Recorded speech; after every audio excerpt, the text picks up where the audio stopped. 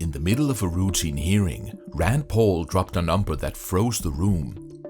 $46 billion. Not for a moon mission, not for a nationwide rebuild, for the Department of Homeland Security's border wall plan. Then came the punchline, a question that cut through all the noise. Where's the rest of the $46 billion? We're off here by a factor of 3 or 4 with $46 billion. Where's the rest of the $46 billion? The administration says they want $46 billion for a wall. Let's break down what this $46 billion DHS scandal actually is, and why it's not as simple as just steel, concrete, and barbed wire in the desert. So I would say realistically, you got under 1,000. But let's just say there's 1,000. You really want a wall on 1,000. CBP says it's 6.5 million per mile. Your response today was 12 million per mile. That means $12 billion for 1,000 miles. We're off here by a factor of 3 or 4. The number comes straight from budget language pushed through Congress. Specifically, $46.5 billion is allocated for what lawmakers call the border barrier system. Sounds simple at first, right? Build a wall, tally the miles, put the bill on the table. But inside that phrase hides everything from steel panels to high-tech cameras, access roads, lighting, flood protection, river barriers, and even long-term maintenance. Basically, the wall isn't just a wall. It's an entire ecosystem of concrete, technology, and surveillance. Not only can we spend $46 billion, one thing we don't want to do is we don't want to find ourselves in a position where we don't get this done in time. That means completing the project before Trump leaves office. On paper, the package sets ambitious targets. Around 700 miles of primary wall, nearly 900 miles of river barriers, around 629 miles of secondary barriers, and replacing 141 miles of older vehicle and pedestrian barriers. The promise is that this will complete the wall across the southwest border. That's the official story. But here's the problem. When you start doing the math, things don't add up cleanly. And that's exactly where Rand Paul stepped in. It's not just the infrastructure that would be built that would be the actual wall construction. It would be also surveillance equipment. The number's way off. 1,000. You could do 1,000 miles for $12 billion. You're asking for $46 billion. So I'm one who's not impressed and would have to see more detail as to where the rest of the money goes. We can't just throw $30 billion out there and say things cost a lot. I agree. Paul's question wasn't just about the size of the number. It was about transparency.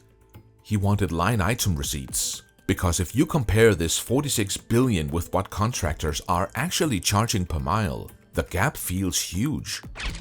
In 2025, CBP awarded $309 million for 27 miles of wall in Arizona, about $11 million per mile. Another Texas project cost $70 million for 7 miles. Scale that to 700 miles and you get roughly $7 to $8 billion, not $46 billion. That's why Rand Paul asked, where's the rest of the money? The gap is massive. DHS argues it isn't just steel and concrete. It's drones, cameras, detection systems, new agents, roads, and flood protection. But without clear receipts, the numbers still don't add up. Of which $46.5 billion is to build the border wall. So that means that of the entire reconciliation budget, 71.6% is allocated to a border wall in the CBP, which is twice the annual budget of all of CBP. For example, the FY 2026 CBP budget justification lists funds for non-intrusive inspection systems, unmanned aerial systems, and even environmental mitigation. There's money for hiring 450 new CBP officers. There are line items for advanced scanning tech, for watchtower sustainment, and for facility upgrades. Piece by piece, the billions add up. But here's the catch. Most Americans only ever hear the headline, $46 billion for the border wall. And when you hear border wall, you imagine rebar and steel, not drone programs and scanning machines. That's why the number sparks outrage. The lights, the cameras, it all comes together at an ops center. You're looking at technology, manpower, infrastructure, right? You need all of them to have a complete picture and a complete enforcement model. Sensors and radars detect movement. Cameras confirm it. Dispatchers send agents to intercept. So, is it really a scandal? That depends on how you define scandal. There isn't, as of now, hard evidence that DHS is stealing the money or handing it off in bags of cash to shadowy contractors. What Rand Paul and others are calling out is something different: a lack of transparency. They want to know if this gigantic number is justified, or if the government is padding it with vague, oversized line items that could hide waste or inefficiency. Think of it this way: if you asked a builder to contract a house and he quoted you $10 million, you'd want to see the receipts. Bricks, wood, roofing, labor, all broken down. If instead he just handed you a lump sum and said, "Trust me, it'll be great," you'd be suspicious. That's how Paul sees the $46 billion. Critics on the other side argue that the outrage is overblown. They say border security is inherently expensive, that terrain challenges make some areas far pricier than others, and that technology is as important as physical barriers. They also remind people that border projects often involve land acquisition, legal battles, environmental protections, and decades of maintenance, costs that aren't visible in a simple per-mile estimate. And that's fair. Building in the desert is one thing. Building across rivers, mountains, or private ranches is another beast entirely. Then show us the math. Don't hide it in a single line called border barrier system. The irony is that this debate isn't new. Every administration that has touched the wall, from George W. Bush to Donald Trump to Joe Biden, has faced the same criticism: high costs, uneven progress, and confusing accounting. The US Border Patrol is racing to complete a wall stretching from California to the tip of Texas before President Donald Trump completes his second term in office. It's just one part of his huge campaign against illegal immigration. Trump's administration famously struggled with ballooning costs, with some estimates hitting tens of millions per mile once all the extras were factored in.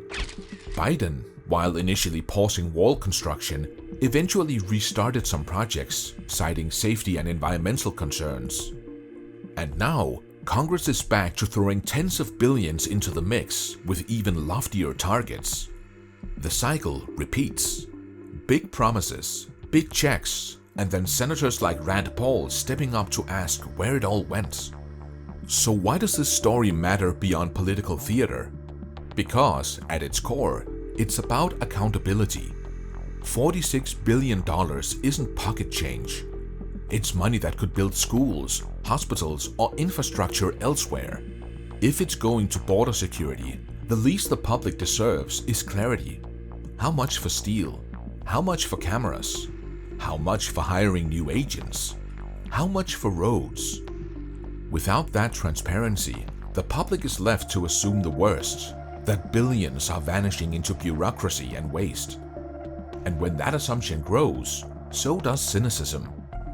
That's how headlines about a scandal take root. Not because there's proof of fraud, but because the government's numbers feel fuzzy and oversized. At the end of the day, Rand Paul didn't uncover a secret smoking gun. He didn't wave around leaked documents or expose hidden bank accounts. What he did was shine a spotlight on a massive sum of money and demand that someone, somewhere, explain it in detail. In a city where numbers are thrown around casually, that simple act of saying, "Wait, prove it," can feel like a revolution. And here's the takeaway. Whether you're for or against the wall, whether you believe in strict border security or a different approach entirely, the principle remains the same. $46 billion deserves accountability. Without it, the number becomes a headline, a talking point, and yes, a scandal in the public's eye. Because when billions disappear into vague categories, trust disappears right alongside it.